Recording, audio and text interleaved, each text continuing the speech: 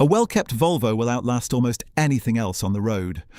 Irv Gordon drove his P1800 more than 3 million miles, and there are 5-cylinder S6Os and V7Os out there passing 300,000 without ever opening the engine. That reputation for being unkillable is exactly why so many of us bought one. However, there's a catch nobody mentions at the dealership. A Volvo forgives almost everything except a short list of very specific mistakes, and those mistakes quietly destroy more of these cars than rust and accidents combined. Some of them cost a few hundred to put right. The one at the end of this list can write off the entire engine. So let's count down all 15, starting with the one you could make this weekend without even leaving your driveway. Number 15. Jacking the car up in the wrong place. It sounds trivial until you hear the crunch. Modern Volvos, especially anything on the SPA platform like the current XC90, S90 and V60, have specific reinforced jacking points along the sills, and on many models they hide behind plastic covers. Slide a trolley jack under the first bit of metal you see, and you'll fold the pinch weld, crack the sill cover, and on some cars crush the seam that the sill trim clips into. Owners on the Swedespeed forums post photos of this constantly, and the fix is bodywork, not mechanics. A folded pinch weld and damaged sill can run a few $100s to straighten, and well over $1,000 if the rocker panel needs paint. All of that to save 30 seconds of checking the manual. Find the proper points, use a rubber jack pad with a slot cut for the weld, and this one never costs you a penny. But the next mistake is one people make at the garage, not in the driveway. Number 14. Botching the service reset and the service history. On older Volvos, resetting the maintenance light was a little ritual with the ignition key and the trip button. On newer ones, it takes the proper menu procedure or a scan tool, and the record lands in Volvo's digital service history. Skip the reset, or let a garage stamp nothing and log nothing, and two things happen. First, the car loses track of its own intervals, so the reminder system starts nagging at the wrong times, and owners learn to ignore it, which is how real services get missed. Second, when you sell, a Volvo with gaps in its digital history gets hammered on price. Buyers of an XC60 or V90 expect that record to be complete, and a patchy history can knock a couple of thousand off the value of a nice example. It also weakens any goodwill claim if something big fails just outside warranty. 20 minutes of admin protects thousands in resale value. Speaking of things that quietly cost you money, the next one catches out almost everyone who's ever fitted their own battery. Number 13. Replacing the battery without registering it. Any Volvo from roughly the last decade with start-stop runs an AGM or EFB battery managed by a battery monitoring system. That system tailors the charging strategy to the battery's age, and here's the part most owners never hear. When you fit a new battery, the car doesn't automatically know. It keeps charging as if the old tired battery were still in there, which can overwork the fresh one, and the module keeps its old learned values until it relearns or gets reset with a scan tool. Owners on the Volvo forums report start-stop refusing to work for weeks after a battery swap for exactly this reason. The real cost shows up later, because a mismanaged AGM battery can die in 2 or 3 years instead of 6, and a proper AGM for an XC90 runs $300 to $400 fitted. Do the swap, then have the system reset or let a specialist register it. Cheap insurance. The next mistake is even easier to make because it involves doing absolutely nothing. Number 12. Ignoring software updates. Volvos from the Census era onwards are rolling computers, and Volvo has issued years of software updates for them. Transmission shift logic, throttle calibration, infotainment stability, fuel system behavior, driver assistance quirks. Plenty of those updates are applied free during dealer visits or service campaigns, and some owners never get them because the car never sees a dealer or a proper Volvo specialist with the VIDA diagnostic system. The expensive part is what happens next. An 8-speed that shifts harshly on old software gets diagnosed as a failing gearbox. An infotainment screen that reboots itself gets quoted as a new module. People spend real money on hardware to fix what a software update would have solved. And on forums, you'll find owners who paid for parts before someone suggested updating first. Once or twice a year, ask a dealer or independent specialist to check for outstanding software and campaigns on your VIN. It costs little or nothing. What does cost something is the subject of the next mistake, and it's the one the parts industry hopes you keep making. Number 11. Fitting the cheapest parts in places that matter. There's nothing wrong with sensible aftermarket brands, and half the parts on a Volvo production line come from suppliers you can buy directly. The mistake is the bargain bin stuff. Budget control arm bushings that are dead inside a year. No-name suspension arms that clunk within months. Bargain brake discs that warp on the first mountain descent. Volvo owners on Swede Speed and Matthews Volvo site have compared notes on this for 20 years, and the pattern never changes. The cheap part fails early, so you pay labour twice, plus a second alignment, and suddenly the premium part would have been the cheaper option.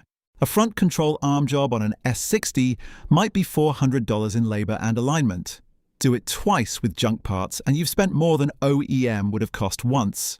Stick to OEM or the known quality names for anything in the suspension, brakes, cooling system, and timing components, and save the experiments for wiper blades. And on the subject of cooling systems, the next mistake involves a yellow liquid that owners treat far too casually. Number 10. Topping up with the wrong coolant. Volvo uses its own VCS coolant specification in most modern cars, and it doesn't play nicely with whatever generic antifreeze is on the petrol station shelf. Mixing incompatible coolant chemistries can cause the corrosion inhibitors to drop out, and in bad cases, the mixture thickens and coats the system from the inside. That's how you end up with a failing water pump, a blocked heater core, and cooling passages that no flush fully rescues. A heater core alone is a dashboard-out job on many Volvos, which means 4 figures in labour before the part even arrives. The maddening thing is how avoidable it is, because a jug of the correct coolant costs about $30 from a dealer, or FCP euro. Keep one in the garage, top up only with the right stuff, and if a garage refills your system, ask what went in. Your engine's whole circulatory system depends on it. Now, the next mistake doesn't involve the engine at all, and it still manages to destroy electronics, carpets, and occasionally the car's entire interior. Number 9. Letting the water drains block up. Every Volvo with a sunroof has drain tubes running down the pillars, and every Volvo has scuttle drains under the windscreen cowl. Leaves and grime block them, water backs up, and it finds its way inside. Volvo has even faced legal action in the United States over clogged sunroof drain tubes flooding interiors, and the forums are full of owners describing water pouring into the passenger footwell of an XC90 during heavy rain. The bill depends on where the water lands. Soaked carpet and underlay means the interior comes out to dry. Water reaching the modules that live under the carpet and seats means electrical gremlins, and replacement modules plus programming can push the total into the thousands. Insurance doesn't always play along either, since block drains read as neglect. The prevention is almost embarrassing. Twice a year, pop the sunroof, pour a little water into each drain channel, and confirm it exits behind the front wheels. Clear the cowl of leaves while you're there. 5 minutes, twice a year. The next mistake, though, hides underneath the car, and most owners don't even know the component exists. Number 8. Never servicing the Haldex all-wheel drive system. If your Volvo is an AWD model, an XC70 and XC60, across country, the power going to the rear wheels flows through a Haldex coupling, and inside it sits a small electric pump bathed in a tiny amount of fluid. Volvo's official line on some generations made the fluid sound like a fit-and-forget item. Specialists like FCP Euro recommend changing it around every 30 to 40,000 miles, because that little sump collects clutch material, the pump's filter screen clogs, and the pump burns itself out trying to pull fluid through the sludge. Then the AWD warning appears, and you're quietly driving a front-wheel drive Volvo.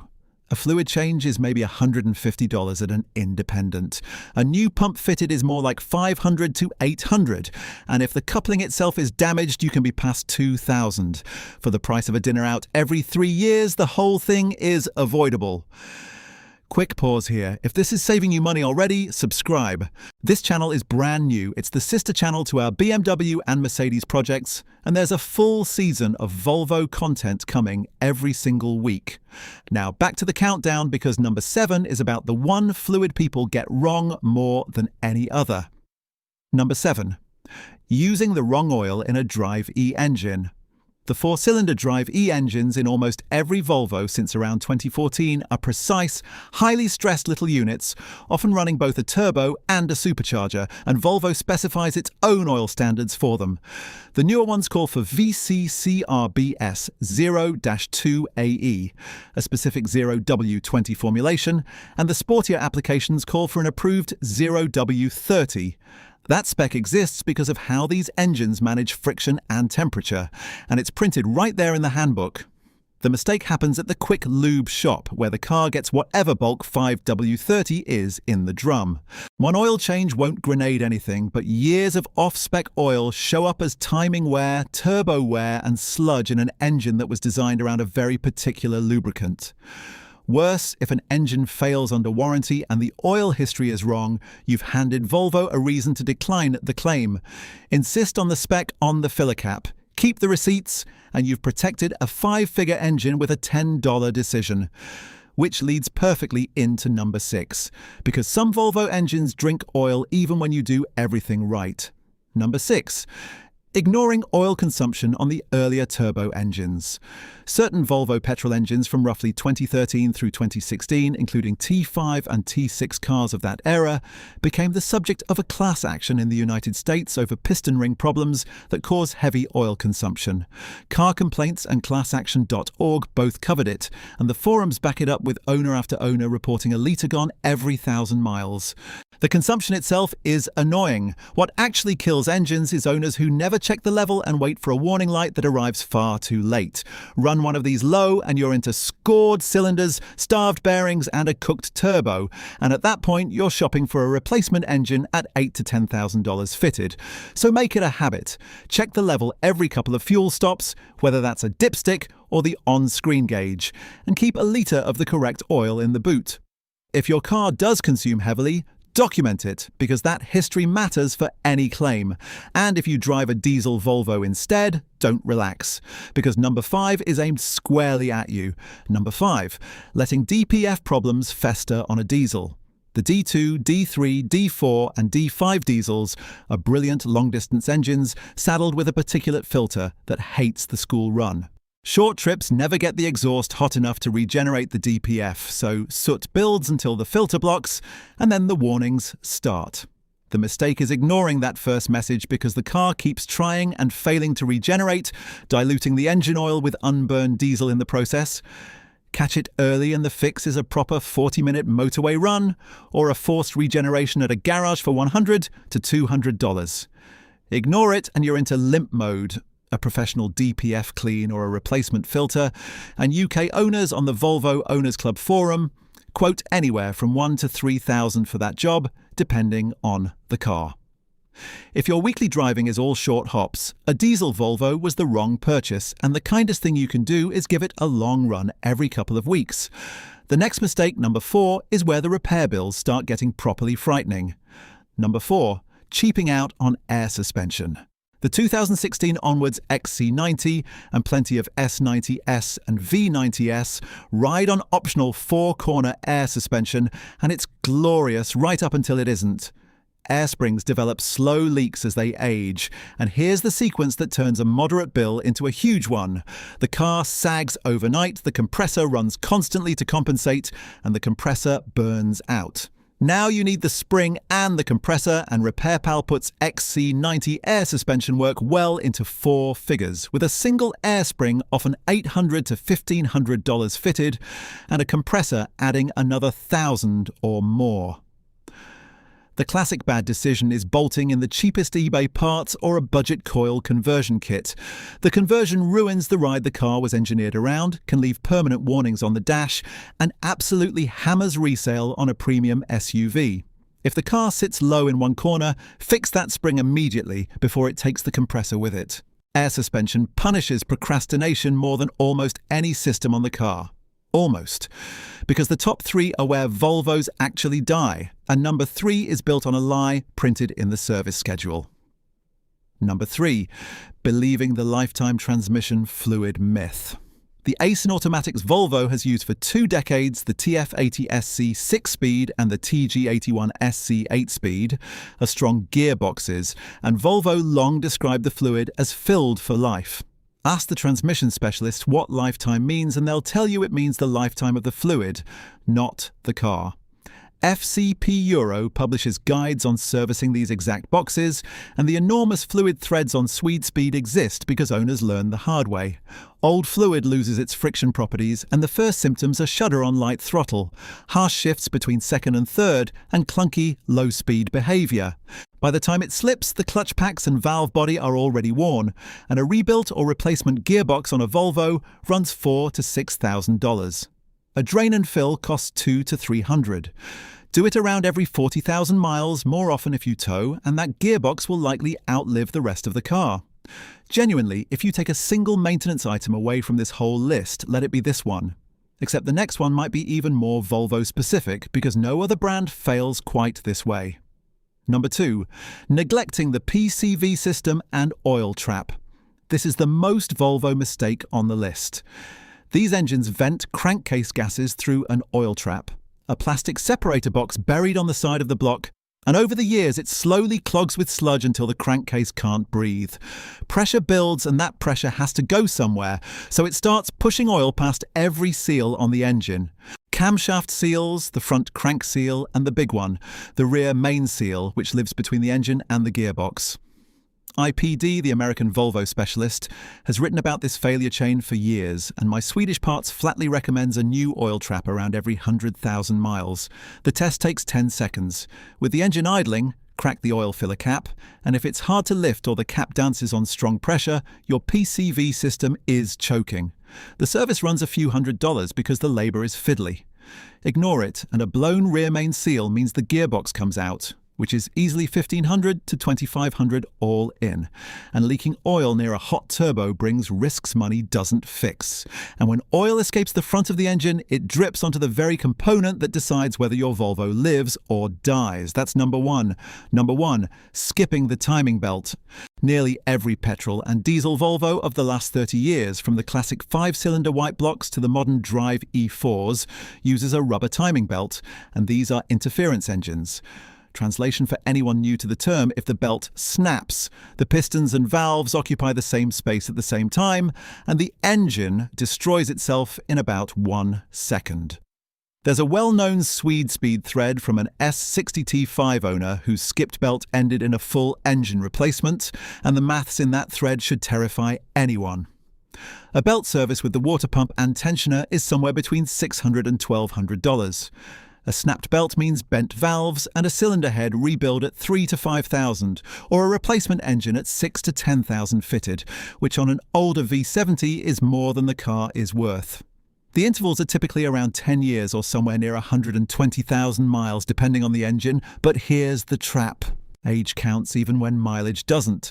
A 15-year-old belt with 40,000 miles on it is a hand grenade with a loose pin. If you can't prove when your belt was last done, assume it wasn't, and book it this month.